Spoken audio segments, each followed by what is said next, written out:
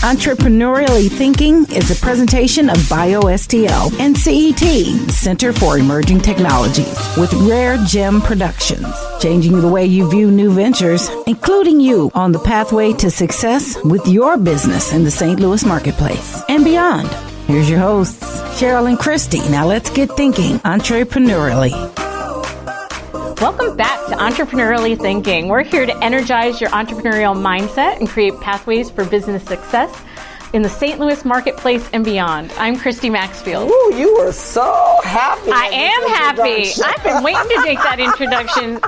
So tell everybody who you are too, dear. And I am Dr. Cheryl Watkins-Moore with BioSTL. I lead our inclusion initiative here in the St. Louis region. Yes, and I'm wearing lots of hats these days, so you can find me here on the podcast and wherever else you're looking for me. Yeah. So. Just Too many Google places to list right now.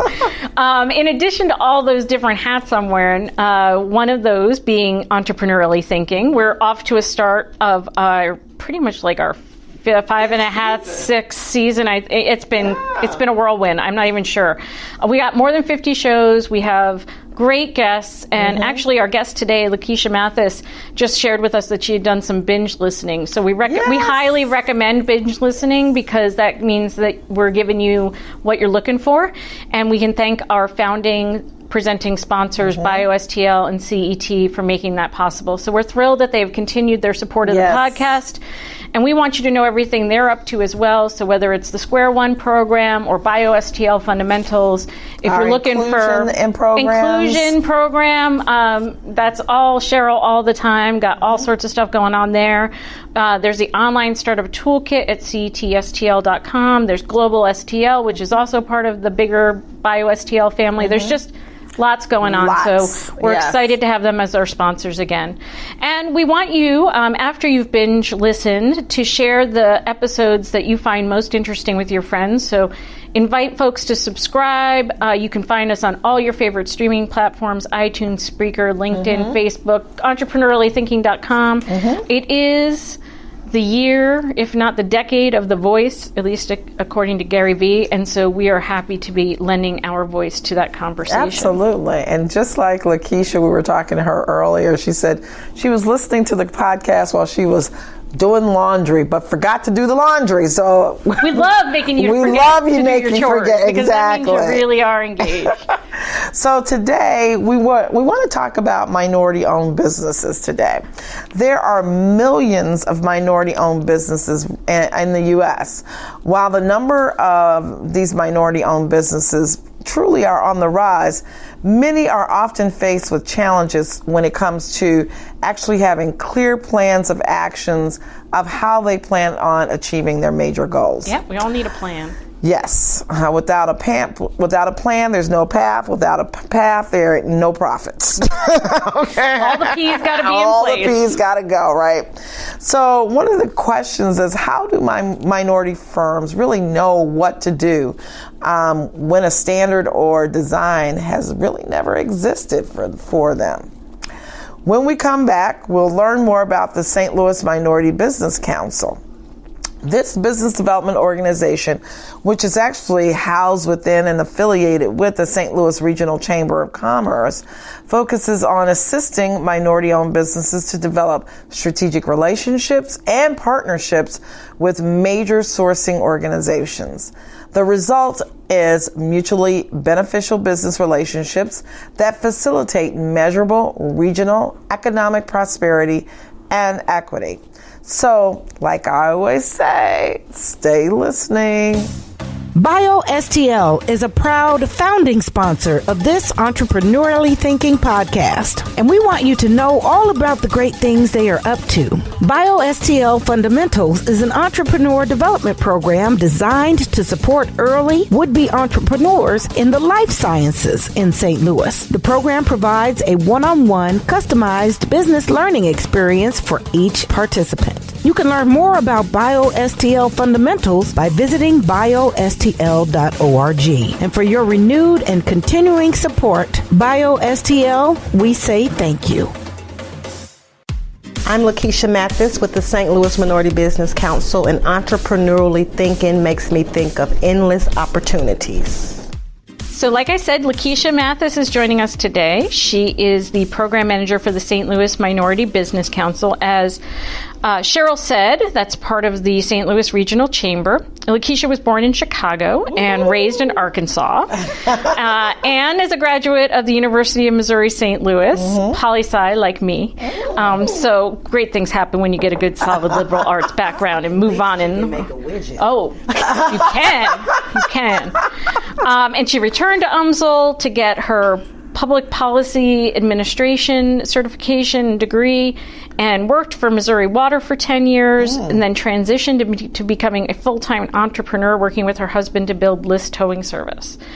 And she's still running that while also being the full-time program manager at the St. Louis Minority Business Council. And she's written 2 books. And she's busy. And she got 2 kids. And she's got lots of going on. So, Lakesha, thank you for being with us today. Thank you for having me. We're really excited that you're here. So, I want to start by getting to know you a little bit more, and then we can talk about the Business Council and everything you guys are doing. Yes. But so you've got the poli-sci degree in the Public Policy Administration. You've done urban planning emphasis. You worked for Missouri American Water, and you've written 2 books. Like, girl, when do you sleep? Never. Like between midnight and 4 a.m. Oh my goodness. And you're not joking. No, I'm serious. I could never. I need me my 8 hours. Let me just say. And Cheryl knows if she texts me at 9, maybe she'll get a response. I don't get 9:05. If I go to bed at 9 o'clock, I'll be up probably by 1 o'clock a.m. Oh goodness. And then I may go back to sleep sometime in between there. But so if you guys haven't met Lakesha, high energy, does not look like she is sleep deprived in any way, shape, or form. A smile on her face, and always helpful, always ready to help out. And some fabulous boots that she has on. Yes. caffeine, kids, and husband. That's what I'm living. That's a clean living? The caffeine, I got to get the energy to get those kids out of the house. There you go. Keep my husband pushing list towing forward. So it's caffeine. So let me ask you this, because you did, from a studies standpoint, undergrad and graduate, you went from poli-sci to public policy with emphasis on urban planning. What were your thought processes there? Everything is policy. It is. There's no way you can do anything in this world, think about anything, make any changes, adjustments without understanding policy. So I initially went to study political science because I was thinking about becoming an attorney. But then I realized I'm not a very good liar. No shade. I'm not a very, if you're feeling chilly, maybe a little shade. Okay. So I had some awesome professors at UMSL. Marty Rochester was one of them. He was fabulous. Dr. Barbara Graham, and they kind of saw where I was going even when I didn't, so they were able to redirect me and say, hey, maybe you want to start taking some policy classes and see how this marries with what you want to do long term. So good mentors early on. Yes, even before I wanted them to be my mentors. The best mentors are the ones who call you on your crap. Yeah. Both Barbara and Marty did that regularly. Wow. Having always been an overachiever, everything always came easy to me. So when I went to college, I thought it's going to keep coming easy, right? And things did, like drinking and partying, but you got to go to class. There you go. So there you go. I had those people like them saying, we know you think you got it going on, but you can't keep it going on if you keep behaving this way and not turning your best work in, just turning in what you got away with in high school. Right. This is not high school. It's another step. This is a higher level step. Major. And then understanding that law was not your gift. That was not my gift. But I did spend some time doing taking some legal studies because I do like to know everything. Yeah. But I think having that in your background, especially as an entrepreneur, has been valuable, right? I can't even put a price on it. It's been invaluable because there are things that I have experienced as an entrepreneur that I've seen others experience, and it takes them out. Because you didn't know those before steps, and you just started doing these things, and now you got to back up, and sometimes backing up means stopping. Yeah, it does. And so what was urban planning all about? Why was this interest there? Because we live in a city that needs somebody who cares enough to think about what our urban areas should look like, and or what we want them to look like, and those needs. And being someone who's born in Chicago, I've lived in Arkansas, I've lived in Chicago, I've lived here now, I've seen enough of the gap between the rich and the poor, the have and the have-nots, the good houses and the bad houses, that I thought that I may spend some time focusing on what makes some areas thrive while others don't. So that's a great opportunity. Yeah, that's really and a really nice compliment to where you are now with the Minority Business and Council. I had no idea I was going to get this job. Well, you know, the preparedness meets opportunity, right? That's how some people define luck. It does. That's what I talk about a lot in my personal growth writing, that you can make plans, but don't be afraid when those plans don't work out, because the other plans that you didn't play a part in actually may work. Because I'm assuming, too, that a tow company was not necessarily part of your plans either. How did that come up? I became an entrepreneur through marriage. My husband is 40, and he hasn't worked for anyone else aside from himself since he was about 20 years old. Did he go, is that like his family? They're very entrepreneurial? It's a mix. I think his mom was very entrepreneurial because she was a single parent. She had 8 kids, so she got to come up with all kinds of ways. Oh, sure. 9 people. Right. And most of those were boys. So, my husband's a big guy, so she had to feed a lot of food. So he just said that early on he knew that he didn't want to work for anyone else because he knew that they couldn't pay him what he was worth. And I was like, I did not know that when I was 20. Oh my God, I barely know that now, and I'm like reminding myself all the time. So I mean, if you could feel like you know your worth and you're willing to really step into that truth, my goodness, that's amazing. He did, but instead of doing towing first, he opened up a salon. His sisters were into hair, and his mom too. So they had a barber beauty salon for about 10 years. They had it for a while. But that wasn't his passion. The cars has always been his passion. So he didn't tell me this when we started dating. Well, that's a little note to entrepreneurs out there. When you do actually find a spare moment to find a significant other, full disclosure is always appreciated. Please and thank you. Please and thank you, because there was some bumpy times because I didn't see his plan while he was seeing it and working. If it's all in your head too, and the first people you got to convince, like I always tell folks, business plan's not dead, because your first investor is you and your second investor is whoever your significant other is, and you better be able to articulate that plan to both of y'all. And as an entrepreneur, I'll tell other entrepreneurs, do not invest if people can't bring you onto their plan, because this was my husband. And in the salon, I didn't invest anything financially into the salon because it was their baby. But I was always in the background making sure that things were good, because you got to pay taxes. There's some things that you got to do that I can't not allow you to do, because I'm like the police in my family. Did you pay your taxes? Orange, even though it's a new black, it doesn't look good on it. No, it does not. So one day he just was like, I want to buy a tow truck. And I was like,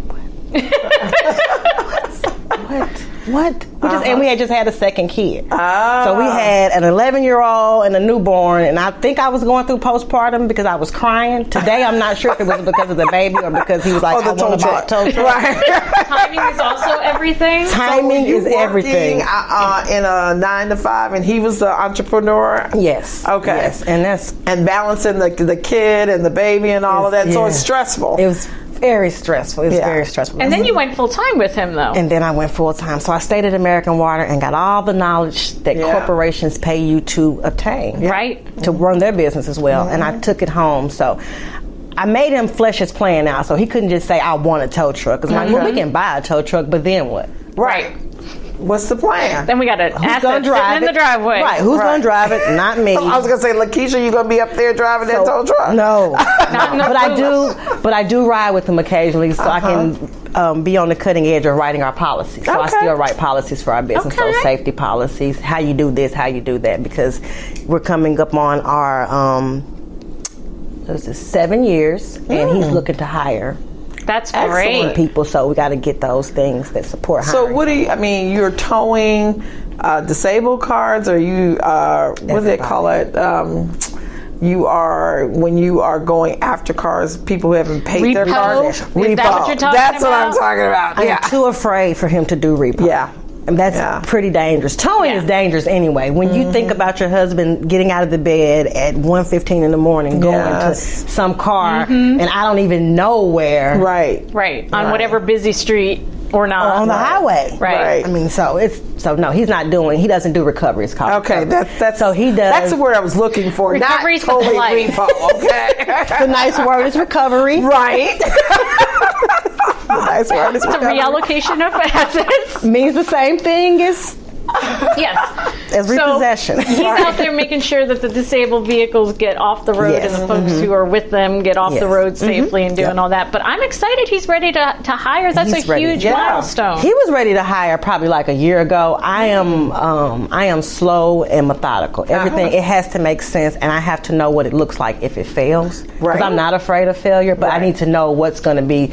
Am I going to break my nose this time, or a leg because I'm just going to stumble a little bit? Am I going to be like wiped out, or because we also manage risk. Right. We also have a 17-year-old. She's 17, so she's going to college. So it was it was very calculated. Like, okay, this has to work. Timing. Right. This has to work. This has to work. Yeah. Tuition is due in August. Right. Exactly. No. And they don't want to hear, well, we didn't get this contract or whatever. Right. They're not listening. Well, and mitigating your risk. So a lot of the times we talk about entrepreneurs, some folks have the myth that they are more risk tolerant than other people, and it's really that you manage a risk portfolio, right? So if the kid's going off to college or the new baby's being born, you probably need to just take a step back and manage that, or know what failure potentially looks like. And does it mean I can't make the tuition payment, or does it mean that we're going to have to dip into savings for a little bit? That's exactly. So, and you can say savings like 100 times subliminally, because you need savings to be an entrepreneur. Savings. You cannot make it. Which is also what you get from the 9 to 5, right? Because you get all that knowledge of big companies. All of that.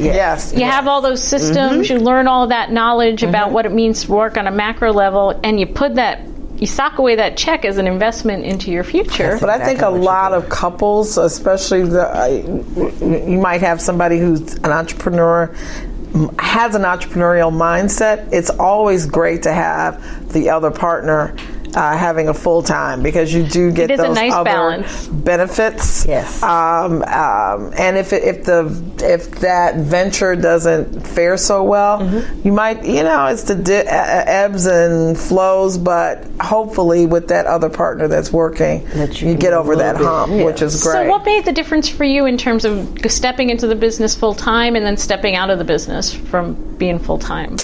Well, health insurance. Practical decisions, right?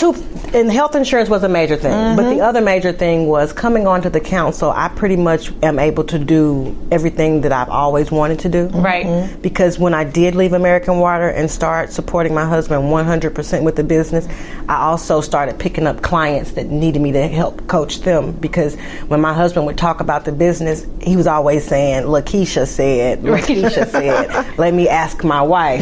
So they were like, well, can we ask your wife? Right. Oh, wow. Ask your wife. So you were doing coaching inside and then outside. started creating. But Christy told me, and she's right, I can't coach my husband because. Oh, I can't coach my husband. No, but you told me that. Yeah. That day we met. Yeah, I did. Yeah, I remember that. I took that because I've been trying to coach him. It's just that marriage relationship, there's just, I don't know what it's it that is. overlap. It is. And especially in an African American couple, and it can be not so good when an African American man starts to get coached by his wife. You better figure out how to do it so it doesn't feel like coaching. So first, I never say coach. Right. And second, I always say think about this. Yeah. Why don't you think about this? Have you thought about that? So when he's looking at, are you guys getting contracts from like AAA or something? Yes. That's how you're managing it? Okay. The core of our business is roadside assistance and warranty companies. Okay. And to us, they would be called AAA, but they have parent companies that have whole other names. Oh, man. My car got totaled while parked legally in the Central West End before Christmas. Wow. There's a whole network. I got to call one person who's got to call another person person, so I got a glimpse into that world briefly. It is very now, when we come back, because if you can believe it or not, we've already spent 15 minutes getting to know her. I want to talk a little bit more about you and particularly your books, and then understand how you're taking all of this knowledge into the Minority Business Council. Okay. CET, the Center for Emerging Technologies, is a proud founding sponsor of this entrepreneurially thinking podcast. We want you to know all about the great things they are up to. Square One offers 2 training options. Square One Ignite, a 4-week program created to help founders quick start their business model validation process. Or Square One Bootcamp, an in-depth 10-week, 50-hour program that combines formal instruction with hands-on learning, networking, and mentoring. To learn more about Square One Bootcamp or Square One Ignite, visit ETHINKSTL-060-ST. And for your renewed and continuing support, CET, we say thank you. I am Erica Henderson, the St. Louis Promise Zone Director out of the St. Louis Economic Development Partnership. And entrepreneurially thinking means to me that every day you get up and you figure out, how will I conquer the world? How will I take it over? And every little piece that you do should be for the benefit of others. We are all called to serve in some capacity, whether it is for-profit or nonprofit, but it is about getting up and doing the work and being passionate about what you are putting your hand to. Lakesha, you mentioned that while working full-time with your husband, side by side with him in your business, you ended up really building a parallel business of your own with business coaching for other folks. And as I mentioned at the beginning of our conversation, you have 2 books. So tell us more about what all that is. Mm-hmm. Well, the first book it's more memoirish. So if you like people's history, that'd be a great book. What's that one called? It's called If Pluto Isn't a Planet. If Pluto Isn't a Planet. That was my baby for so long, and I've moved on to the conspiracy, so everything is the conspiracy. Well, If Pluto Isn't a Planet, and I came about that name because I was never a person who wanted a family. I never wanted a husband or children. Okay. I have a husband and children. So it started making me think about other things in my life. Like, if I didn't want that and I have it and I'm really enjoying it, are there other things that you've just I love that perspective. that I could really be considering? And if Pluto isn't a planet, I love naming things. So I just love naming things. So that comes from, because when I grew up, there were 9 planets. Right. Pluto is not a planet. So for me, if something that you thought when you were a kid was so permanent, like somebody's planethood could change, surely little old me could change. Right. Surely I could change and start doing something I love it. If different. Pluto isn't a planet, then maybe you aren't what you think you are, or you're not just what you think you are. You discounted yourself early on by saying, I don't want a family, and you know what? That's where life happens. And that's where I've gotten the best parts of my life. Like, really. I mean, I don't want to overshare here, but your oldest is getting ready to go off to college, and that's rocking your world. I'm crying every day. Like, every time somebody's not only do you have kids, but you're really attached to them as well. Yes. So a whole lot's changed. I am attached to them. I like to move to wherever she's going, but she's already said no. Oh, no. She was like, not following me. Mommy, gotta let her fly. First, she's the best kid ever, so she would never say no. She just kind of doesn't say anything. Think about. And she's kind of like she's coaching you. Is everyone gonna move? Like, think about that. Let's just think about that. You, Dad, and Isaiah. Oh my God. So it's like, okay, that means she doesn't want me to go. So I won't be moving. So if Pluto isn't a planet, segued into the conspiracy of you. So how are those different? They're different, but they're layers for me. Because I'm all about personal growth and development. I think we never come to the end of that until we're no longer here to do that. We should be always learning and developing ourselves. So if Pluto isn't a planet, was very developmental for me, because I was stepping into what I've always done. I've been writing since I was like big enough to write. Wow. And I have at least 2 journals for every year of my life. So I have lots of junk.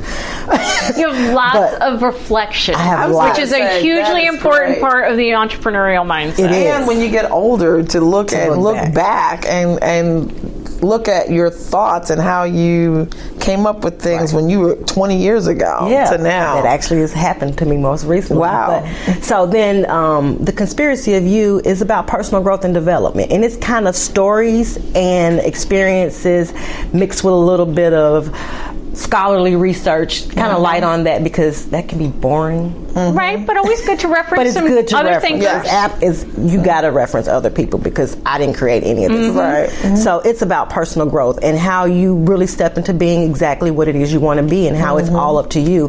There are things that are going on in this universe. Whenever you say you want to do something and you mean it and your intentions are in line with your actions, stuff just starts to happen. We were talking earlier about just rolls the out for universe providing in different ways, even when you're not listening. Yes. It's listening to you. And I think that goes back to just the entrepreneurial mindset. You know what? Aligning what your vision is and stepping out, what we always say here. Right, You're stepping out of your comfort zone. And that's what and making stuff happen. That's exactly what the Conspiracy of You is. It's about me, but since my husband didn't want to be in this book, it's not about him, it's just about me.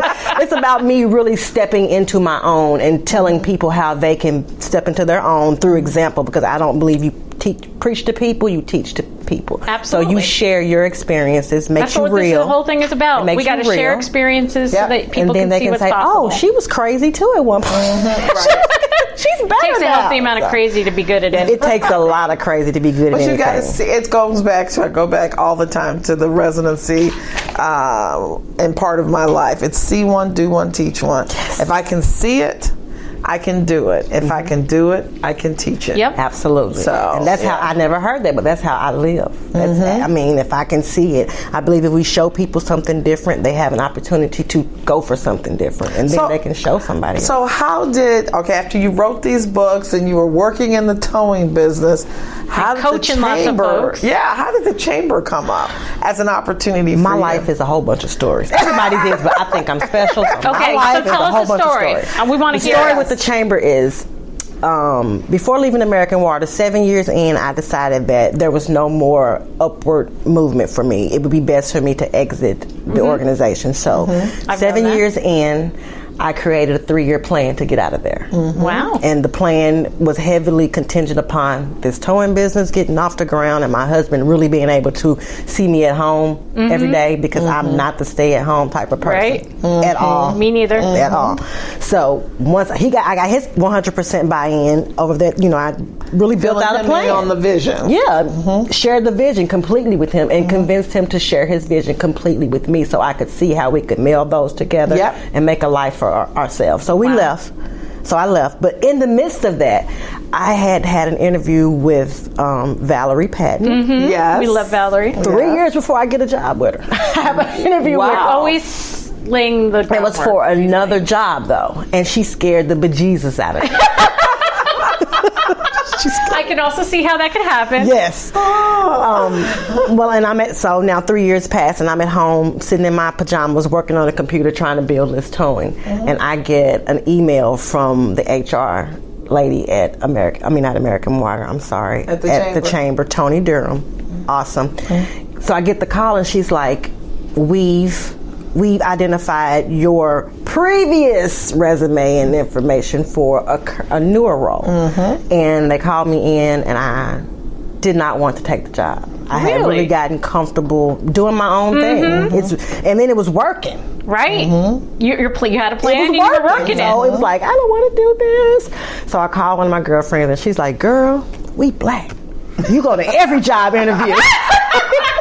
That's like you her turn down anything, like, right? you go to that. I was like, hey, what's the harm in getting the offer? Right. I was like, okay, I'm going to go. So I go to the job Before interview. you go on, there's a lesson in, you talked to Valerie 3 years before. Oh, yeah. 3 years before. I always tell, especially people who started off in their career, you know what? You never know. That job might not be available today, but just like with you, 3 years later, she remembered. And came back. Absolutely. Hugely important. Started the interview process, and they were like, oh yeah, this is awesome. And what really, I think, really pulled me in this time was the role with the council, the St. Louis Minority Business Council, is heavily, I don't like to say we're coaching businesses, but we're really, really supporting them. And what I like to do, making you whatever you want to be, helping you to realize your vision. So one of the things that they really were looking for was someone who was an entrepreneur. So what I didn't have then, because I wasn't fully grown into my entrepreneurship, so that first interview, I never would have told her that I'm an entrepreneur, that we own this business, he's owning this business, because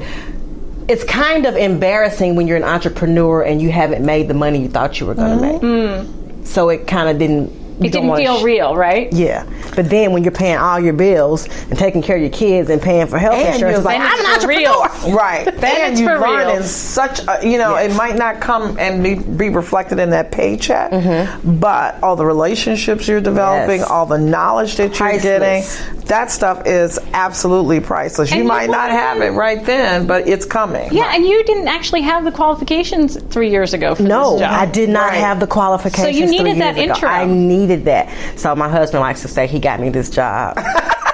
Hey, he helped. We could say thank you. Thank you, husband. And I helped you build that business. Yes. You're welcome. Yes. Even Trey. So tell us more about, because they brought you on to essentially rebuild the St. Louis. They were definitely in a Minority Business Council. Council. Yes, they were definitely in a rebuilding after the council and the chamber merged. I think it was at the end of 2014. There was kind of a quiet period where they were getting their hands around, getting to know each other, really getting to know each other, and trying to integrate all the programs and what could stay and what needed to be relooked at. So they brought me on to rebuild, to help with rebuilding. And we know you're good at planning. I like blowing stuff up and starting over. So it was like, yes.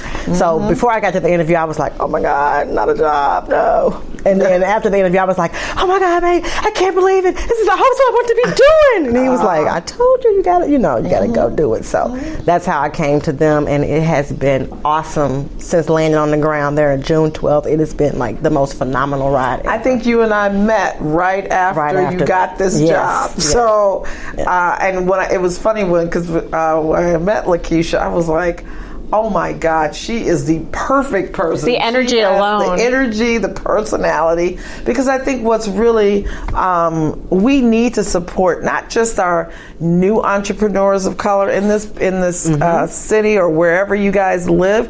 We need to support existing businesses because these businesses are grounded in community. Hiring locally. Absolutely. Yes. And I think having them understand how they can grow their business impacts communities, impacts, everything. So I think helping them to realize maybe an expanded vision, a new vision for their business is something that I'm really happy that you're part of the chamber and going to be a part of that process. So what do you have on deck? So on deck, the calendar for 2018 is quickly filling up, and I am so excited because last October, I was like, we got to get something going. And I felt the momentum building, but just to have it solidified now and to know that we have at least 3 awesome things on the calendar. Well, tell us about it. The first thing is the Business Sustainability Series, and Gloria Carter-Hicks with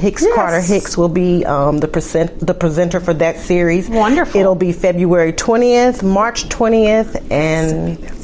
Yes, you got to send me that stuff because I'm just sitting here going, okay, I want to be there. You don't even let her get all the dates out. I'm mouthing. I'm like, yes, I want to be there. February 20th. That's what I like to get people excited. February 20th, March 20th, and loosely April 18th because that April 18th will save those dates. April 18th will be a panel discussion, and we will have an accountant on there. And we know the first quarter is tax season. Oh, yeah. So nobody's especially giving us with the new tax law. Yes, right. So nobody's giving us a date. You know what? We're like, we'll be there. I've already spent a lot of quality time with my CPA, so I understand why they're going to hang on that. Me as well. I don't look forward to that. I know, but they help us be good business people. They do. And that's a wonderful thing. Yes. So what's March? March is going to be business valuation. So we're going to be actually having business owners look at their business plans and actual businesses, and you think your thing is worth something, but who's going to buy it? Right. That's the first question. And that's the only way. That's the only way it is worth something. Is if somebody's willing to buy it. Because like I said, I can make widgets, but I haven't sold one. Right. Totally hear you. So what's the second program? The second program of the year, we're going to have Christy do Purpose. Her and Purpose First are going to come, and they're going to do a Pitch Perfect training session for some of our MBEs, and not just our MBEs, any MBEs in the region who are interested in learning how to make their pitch perfect. Christy will be working with us. That event will kind of layer or partner with the September 25th BOF that you will be at, Cheryl. And a BOF is? A business opportunity fair. So we're going to lay the groundwork with helping people get their pitches together. Yes. And then this year, that pitch is going to culminate at this business opportunity fair, where Cheryl will be the keynote speaker, September 25th. I'm so honored. September 25th, and she will be speaking about the ROI of supplier diversity. Absolutely. We'll have a Shark Tank there, which is what Christy's going to get our participants ready to pitch at, and they'll be pitching for opportunities, not money necessarily, but opportunities to do business with some of the major corporations. Yeah, so we're going to focus on the procurement side and really understanding what procurement opportunities are out there, and also how to introduce yourself to those potential procurement partners. And so I hope that you're going to be really exciting. Working with them to understand some people can do contracts and procurement, but do you have the capacity to do it? Because I think there's a lot of small businesses. I want a contract. Yes. Do you have the capacity to do it? You hit the nail on the head. So we're talking now about what that content really needs to look like, and there's definitely an emphasis not just on how do you stand up and do a good pitch, but then also what do you need to have going on in your business. But the most exciting part of that for me is I also know that Lakesha's bringing in a program that will help all those folks and more be able to build. It's a Streetwise MBA, and they're building that program out right now. So we're foreshadowing all of this really good stuff. So cool. So that program is actually Enterrise, and they're out of Boston. And when we get the program locally, we get to name it ourselves. So they're naming right now because she's heard her. She loves to name things. So I'm thinking of ways to get our membership and just the region engaged. And this is going to be our program, guys. Let's own it. Let's really make it an awesome program for the region, because we got these business owners that hire locally. They're giving back to the community. They're working here, and we want them to be able to scale. Exactly. And go be tell successful. the story of how you scale, and then come back and do this program and send your. So that's in September. The BOF is in September. Right. And then your October event, which you probably have forgotten about. No, I didn't forget about it, but I don't have a firm date yet. No, so that means that we have to be able to check out the website on a regular basis to find out what's going on in October. No, October is the vision event. I know what you were talking about. Thank you. We will definitely be back with. So am I hearing an announcement of partnering with the Vision Inclusion Symposium? Absolutely. Is going to be partnering with the St. Louis Minority Business Council. We started those We broke the news here, people. last year. We broke it. I didn't even know I had to get the side eye from my friend Cheryl here of let me announce. That's a major, that's important for the council. We want to be a strategic partner. We want to partner with everybody doing that work, doing this work. It's important that we start to work together. Absolutely. And create an awesome That's ecosystem. why CET has been partnering with BioSTL for the last 3 years. Since we've been around, right? But I think what's important is that we don't need to duplicate. You're bringing a track that doesn't exist right now under the Vision Entrepreneur tent. Yes. We have traditionally focused on those new entrepreneurs. Right. Now we're creating that track for those existing. Oh my goodness! I'm so excited. I'm excited. I'm excited about that. And you guys have so much programming. I think we have so much collaboration going on, which I think it does nothing but benefit everyone in our community. Yes, so absolutely. Yeah. So where can people keep an eye out and an eye on what you're doing? Well, you can keep an eye on what I'm doing at www.slmbc.org. That's probably where you can get all of the council stuff. www.slmbc.org. Fabulous. We'll have that on our website as well. And Lakesha writes everywhere. I write on Medium, and I'm not somebody even though I love titles, I don't change my name. I'm Lakesha Mathis everywhere. Okay. It's easy so to find. easy to find you. Yes. So we should follow you on Medium. We should follow you on Twitter, Facebook. And what's the name of your company, LinkedIn. your towing company? The name of the company is List Towing Service, and that's LIST Towing Service. And I have to tell you what that stands for because you haven't figured it out. Yeah. Lakesha, Isaiah, Swain, and Taylor. That's all. That's our kids. That's our kids. It's a family yes, business. It's a family affair. Oh, that is very cool. That's List so towing. awesome. So if you need if I that get service, stranded, I was going to say, if I get stranded, can I call you guys? I brought you both cards, so I expect you to call him if you get stranded. We got kids going to college. Come on. Got it. There you go. So, Lakesha, thank you. This is so Thank great. you for Thank coming. you. I Yes. mean, whenever I get to spend time with you, I'm always energized Yes, afterwards. same. And we're just thrilled to make sure that our listeners know what you're doing and can find out more and be part of what the council's doing, what you're doing, and be inspired and really equipped to live into their own exciting ideas. Exactly. Come into your own existence. Absolutely. If Pluto wasn't a planet. Mm-hmm. And the conspiracy of you. So you guys can read up. Give a listen to this podcast, read up on her books, and then visit the Business Council's website to know where you can find Lakesha in person doing all these great things for our community. And come out to these events. Most definitely. Please, come out to the events. my God, exciting Please events. come out to the events. The actual 3-part session, it's available now. If you go to the chamber website, stlouisregionalchamber.com, you can purchase those tickets for that event there. And those other 2 events, we will be releasing ticketing information for those as soon as possible. Very soon. Very all right. soon. Thank you for making time Thank for us. you. Thank you for inviting me. Yes. Changing the way you view new ventures, igniting your thinking about entrepreneurship. It's Entrepreneurially Thinking. Get connected and discover more. Visit our website for show notes, resources, information about our guests, upcoming events, and of course, all your favorite episodes. If you have any questions, be sure to leave them for us in the comment sections, and be sure to leave us a 5-star rating on iTunes. The best way to show love is to share. Let everybody know that you're thinking entrepreneurially. So visit our website, entrepreneuriallythinking.com. #ETHINKSTL. Entrepreneurially Thinking is another positive production of Rare Gem Productions. Thanks for listening.